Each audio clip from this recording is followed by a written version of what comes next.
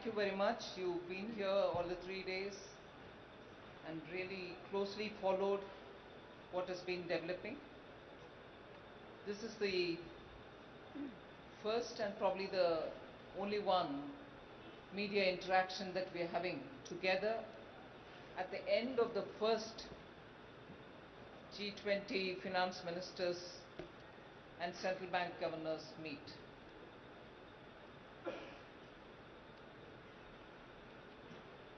The objective of this FMCBG meeting is to seek guidance from the finance ministers and central bank governors on the areas of work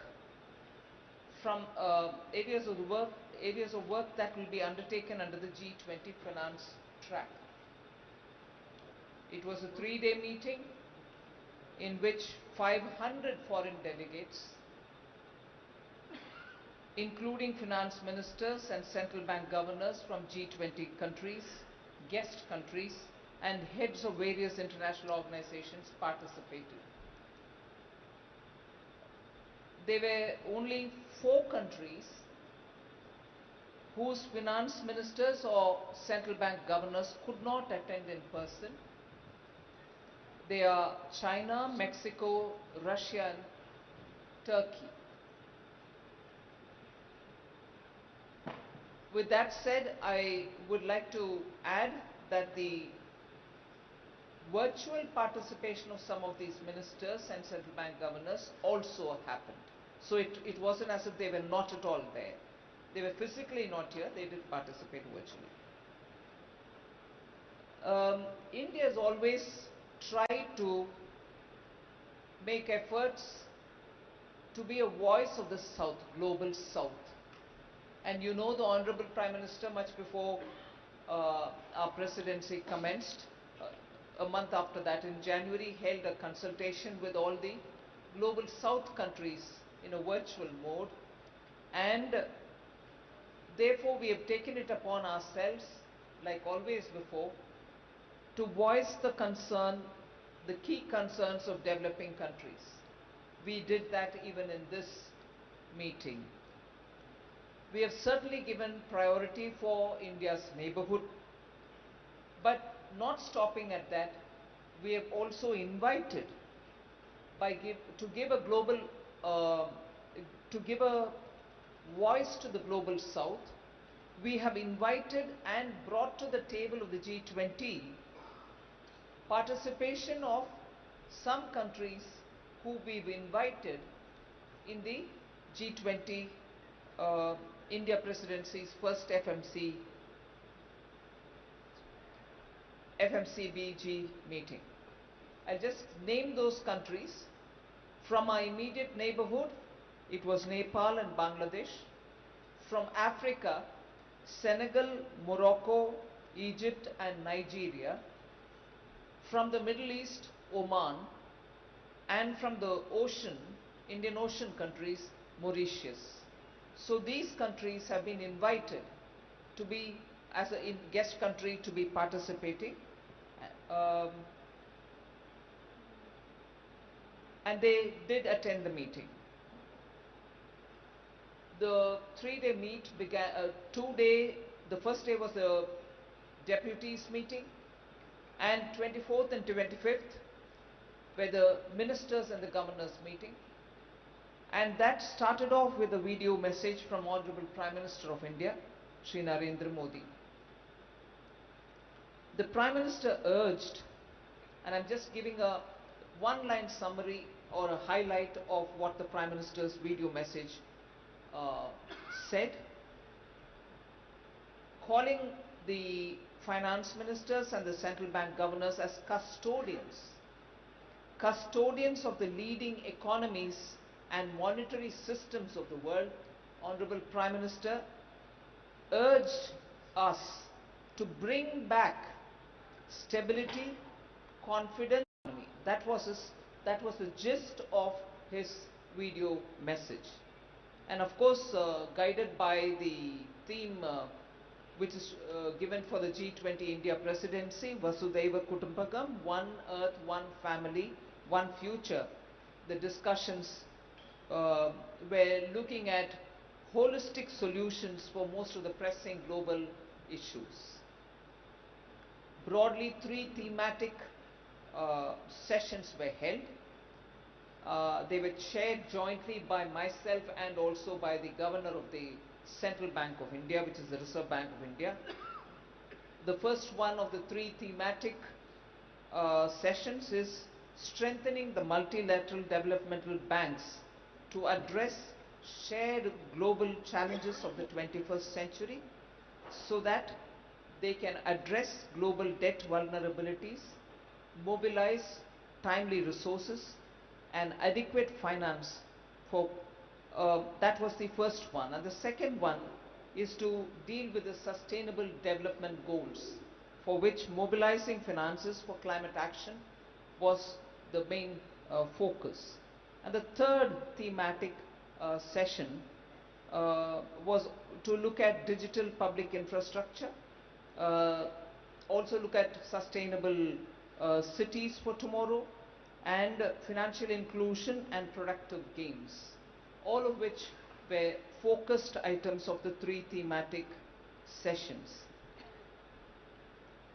Ministers and governors reiterated the need for a well-calibrated monetary, fiscal, financial and structural policies in order to promote macroeconomic and financial stability and also to maintain growth momentum.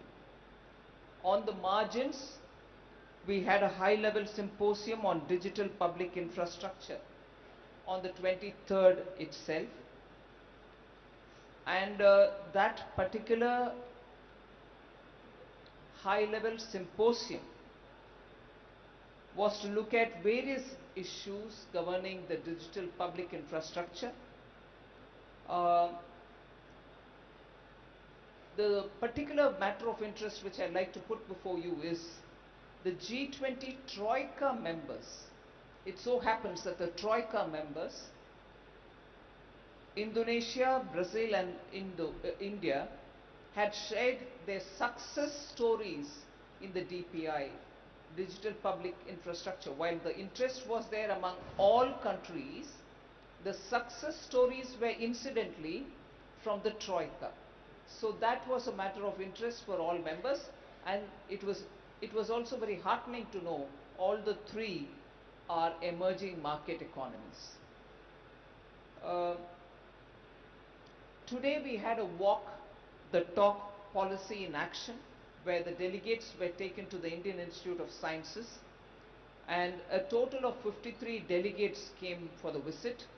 7 of them were finance ministers or heads of international organizations, 9 central bank governors, and 37 delegates participated in it.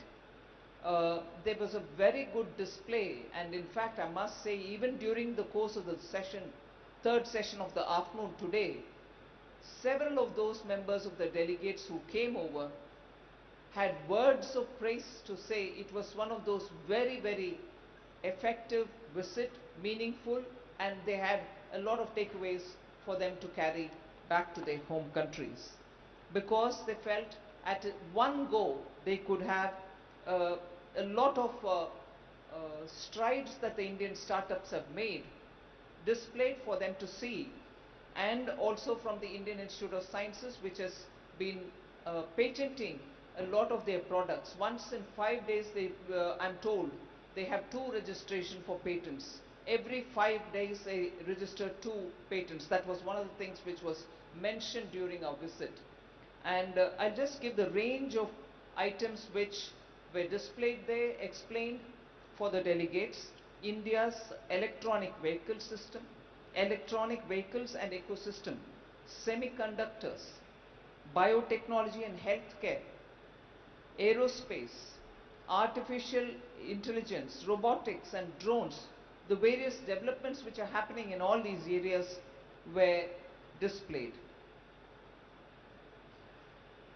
In fact, the President of European Central Bank, Finance Minister of Netherlands, G20 Finance Deputy of the USA, Vice President of the Asia Infrastructure Investment Bank, all of them thanked the presidency for having made this arrangement for visiting the Indian Institute of Sciences. Each one of them, during the course of the discussions, mentioned that it was time well spent, and they mentioned a special word of thanks. Progressing further, there was a seminar on policy perspectives debating the road to policy consensus on cryptocurrencies. This seminar was also of great interest for most members who participated. That was held on 23rd February. It was to deepen the discussion around crypto assets and to foster better understanding of the broader implications of crypto assets. Then, continuing the theme of crypto, there was a panel discussion on leveraging national payment systems to enhance cross-border payment arrangements. It also had inputs on what happens to the cryptocurrencies which banks have bought out, like the way India's Reserve Bank has also come up with pilot for both retail and for wholesale use of cryptocurrencies, that is. CBDs, central bank driven currencies. Then there was a third event in which crypto could play a role. That event was the SME financing and bridging the gap, which was also organized for the delegates. So all of them have been well attended, well received, and there's a lot of discussion about it. On the debt vulnerability, the IMF, World Bank and the Indian presidency co-chaired and hosted a meeting of the Global Sovereign Debt Roundtable on the sidelines of the meeting. The objective of this debt roundtable is to bring together a diverse group of stakeholders to share their views and to coordinate and collaborate on global debt policy issues. Participants also of the roundtable comprised of official bilateral creditors, the Paris Club Secretariat, debtor countries, and also the private creditor representatives. All of them had participated. This is possibly the second meeting, I think. Just 1 minute.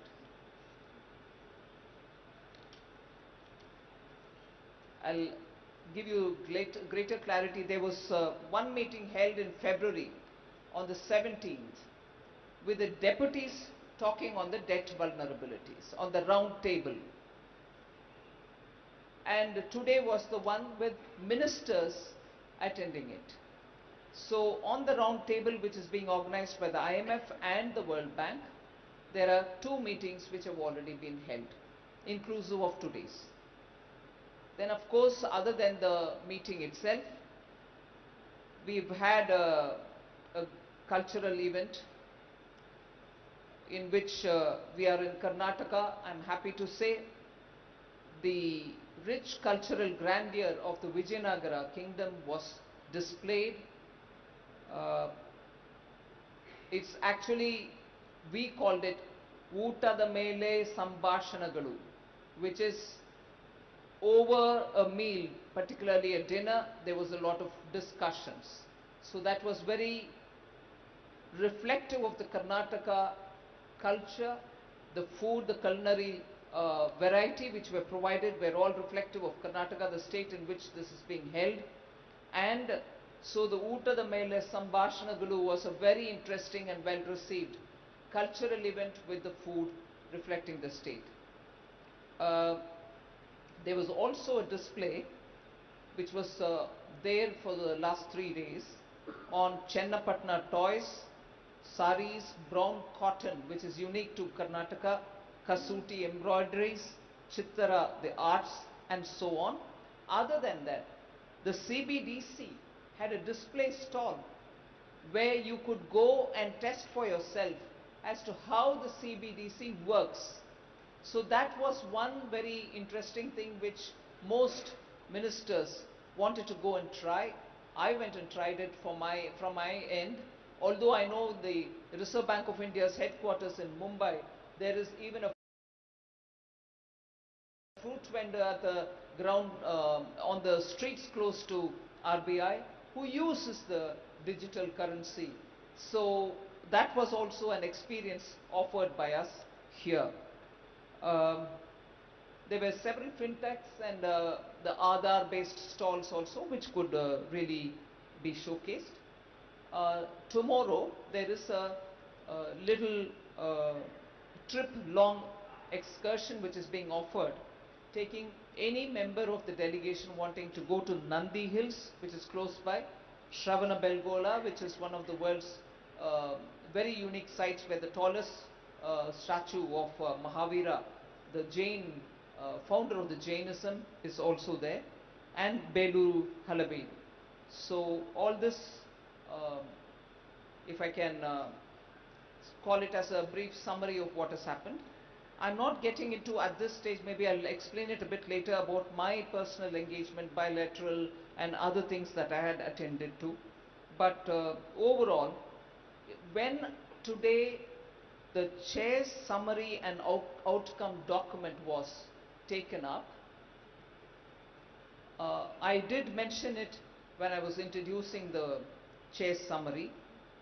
I would like to say that as my concluding opening statement before you have any questions to ask. I am very grateful that India's presidency has received strong support on all our key priorities, has received strong support on all our key priorities, and therefore I am very thankful to all the ministers and the central bank governors who participated today. India particularly got support for our proposal to bring in an expert panel who will go into looking and providing a narrative. They'll develop a narrative for an updated vision of the MDBs, and that can make the MDBs capable of addressing transboundary challenges and also for better development financing mandates that can be fulfilled. So that expert group was a proposal which was given by India. It has received, it has received support from all member countries. And just for information's sake, the expert group has been mandated to submit their report in 3 months' time, so that in the July meet, we will be able to take up the discussions and any follow-up action that may be required. And on that particular expert group, I'm indeed grateful to the US Secretary, Janet Yellen, who had really come forward, putting. Then the key successes of the negotiation, the team had done a really rigorous work, and I was glad to hear a lot of finance ministers praise the work of the Indian negotiating team. Each one of them came to me to say, you have a fantastic team which has gone through the negotiation process, and the team leaders, Ajay Seth, Secretary, Economic Affairs, is here. He led the team, and really they had gone through a consultation process without any kind of meeting difficult moments. Even if they were able to bring everybody on board. So that was one of the things. And on one of the successes for the negotiation, particularly for the chair's summary and the outcome document, was to have arrived at a common position on the debt language. That is a key one which sort of stretched till this morning, but I was glad when a common position has been arrived on that language. And it is important for us to emphasize on that, because the vulnerable countries are looking up to the G20 to find some solution, some kind of a arrive at a position whereby their debt stress can be relieved. And many of them have been waiting for a very long time. So if we could arrive after so much of negotiation at a common position for a language on dealing with debt, I think the G20 is now standing up to meet the challenges of debt stress which many countries are facing, and this is a development which I think really reflects at the responsiveness and also taking up the responsibility of giving solutions which the G20 group has always shown, and they have not failed this moment, this time either. So they stood up to the challenge, arrived at a consensus language, and as a result, on a very, very stressful issue, is really being on the cliff, we had to come up with a solution, and I'm indeed grateful that the G20 membership rose to the occasion and arrived at a common language. So 4 specific countries would benefit by a quick response from the international institutions, and the G20 has actually today paved the way for it. There was also a consensus on stepping up the implementation of the common framework. So that was one thing. And finally, before I conclude, I just want to say, I mentioned it during the session, Saudi Arabia had really come up with a